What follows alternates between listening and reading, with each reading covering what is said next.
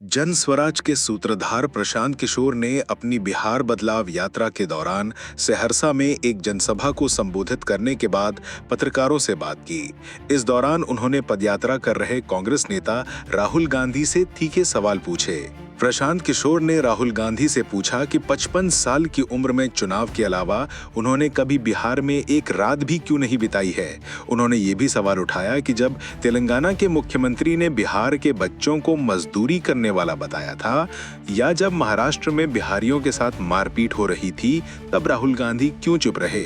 उन्होंने कहा, अगर बिहार के बच्चे मजदूरी करने के लिए पैदा हुए हैं तो आप लोग यहाँ वोट मांगने क्यों आते हैं। भ्रष्टाचार पर बोलते हुए पीके ने कहा कि अभी सिर्फ छोटी मछलियों पर कार्रवाई हो रही है जबकि बड़े नेता और अधिकारी बचे हुए हैं। उन्होंने वादा किया कि जन स्वराज की सरकार बनने पर 100 सबसे भ्रष्ट नेताओं और अधिकारियों पर कार्रवाई होगी और उनसे लूटा गया पूरा पैसा वसूला जाएगा।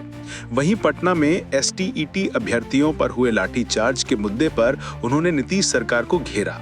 पीके ने कहा कि यह दुर्भाग्यपूर्ण है कि बिहार के बच्चों को बाहर गाली मिलती है और अपने ही राज्य में उन पर लाठियां चलाई जाती हैं।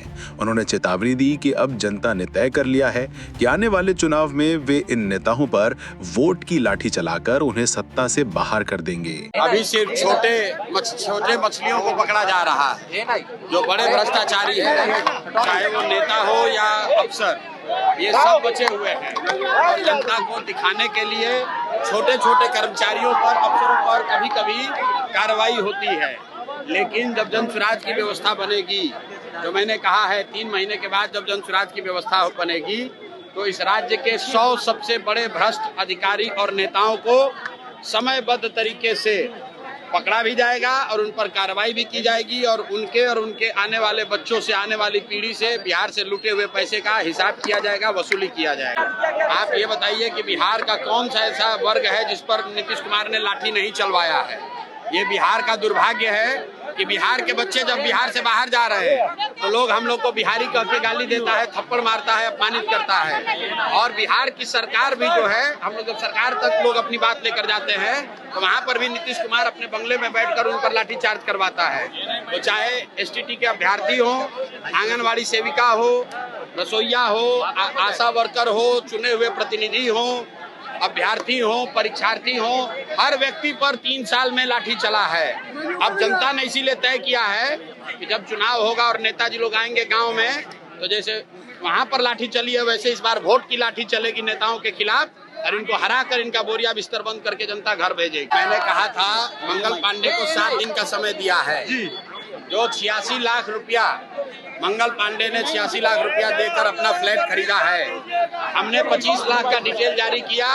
मंगल पांडे ने डर के मारे ये स्वीकार किया कि हाँ भाई गलती हुआ, 25 लाख रुपया लिए थे, उधार लिए थे। अब उनसे पूछा है कि अब बाकी का 61 लाख का हिसाब दो।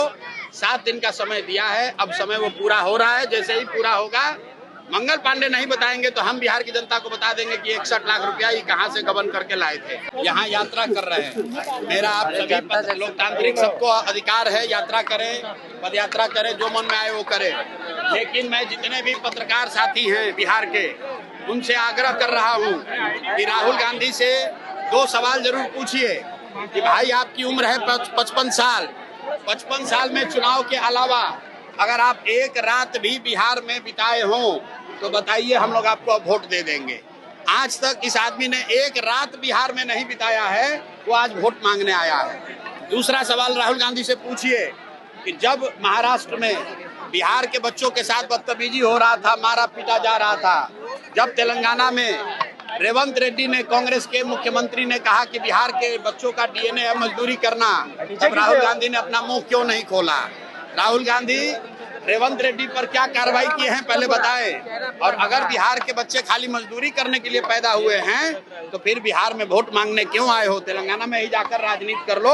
मैं सारे पत्रकार बंधुओं से आग्रह कर रहा हूं, राहुल गांधी से पूछिए कि जब बिहार के बच्चों को रेवंत रेड्डी ने गाली दिया, जब बिहार के बच्चों को महाराष्ट्र में मारा गया, उस दिन आप कहाँ थे, उस दिन आपने जबान क्यों नहीं खोली। ये राहुल गांधी से आप लोग सवाल पूछिए।